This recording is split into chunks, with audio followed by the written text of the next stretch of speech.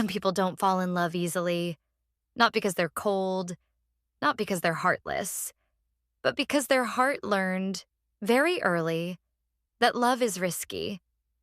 They listen carefully. They analyze emotions. They stay calm when things get intense. And sometimes they become someone else entirely.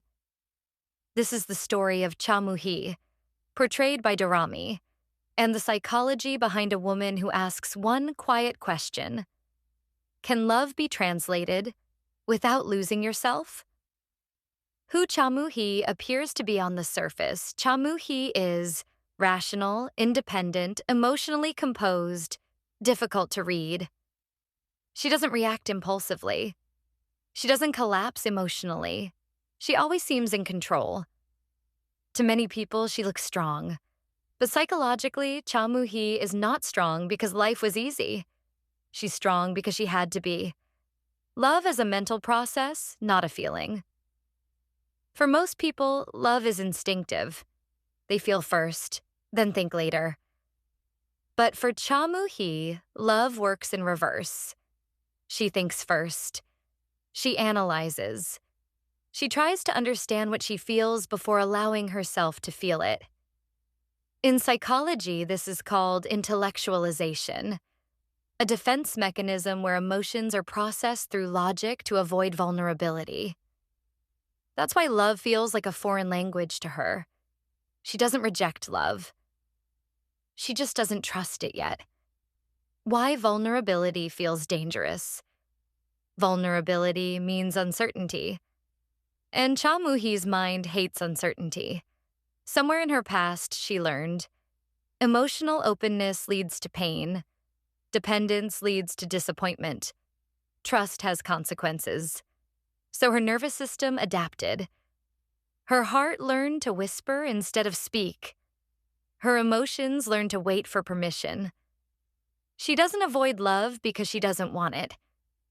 She avoids it because she's afraid of what it might take from her. Control as emotional safety. Cha Mu-hee relies on control because control feels safe. Control allows her to predict outcomes, avoid emotional chaos, protect her identity. But love doesn't follow logic. Love disrupts routines. Love creates emotional mess. Love requires surrender. And that's her deepest conflict: connection versus safety, love versus control. Why she pulls away when feelings grow. When emotional closeness increases, Cha Mu-hee often becomes quieter, withdraws, appears distant. This is not rejection. This is emotional overload. Her nervous system reacts to intimacy as if it's danger, so she steps back, not to hurt others, but to calm herself. She pulls away because she feels too much, not too little. The quiet loneliness behind her strength. Cha Mu-hee is capable of being alone, but that doesn't mean she isn't lonely. Her loneliness isn't loud. It's subtle. It's the loneliness of being admired but not understood, being respected but not emotionally reached, being strong when you secretly want to rest. People see her confidence. They don't see her longing to be understood without explanation, when trauma becomes a personality.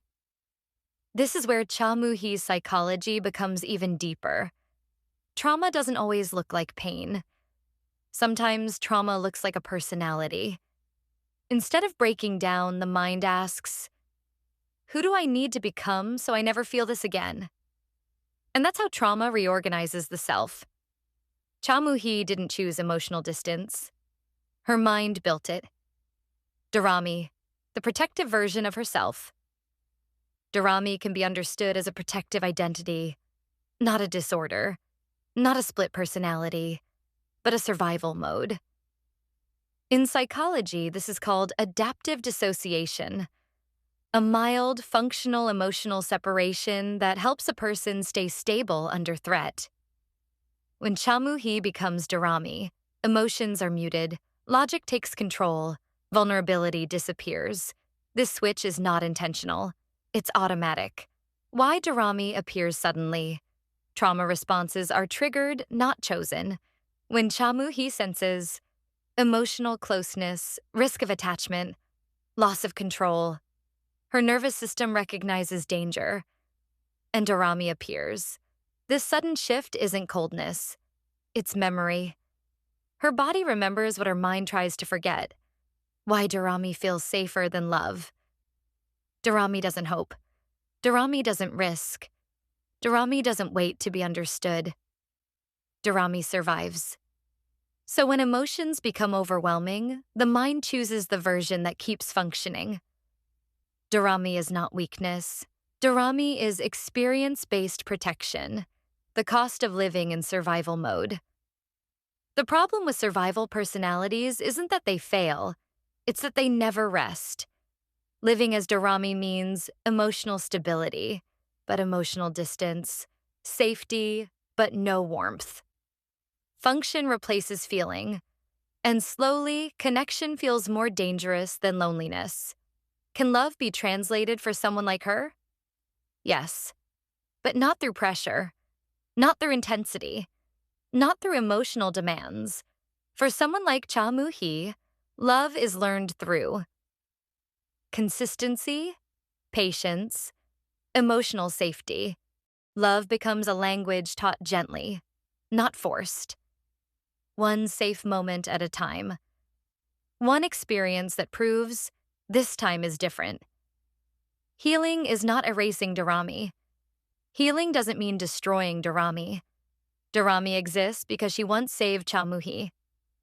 Healing means teaching the nervous system that danger has passed, allowing Cha Mu-hee to feel without punishment, letting vulnerability exist without consequences.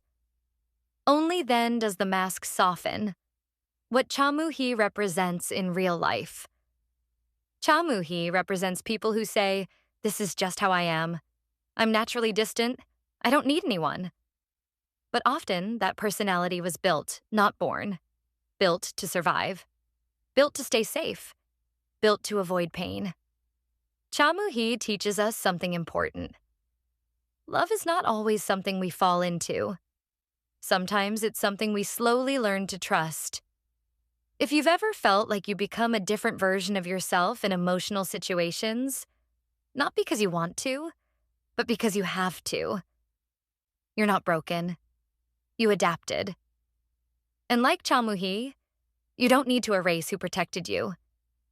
You just need enough safety to finally be whole. So ask yourself gently, who did you become to survive?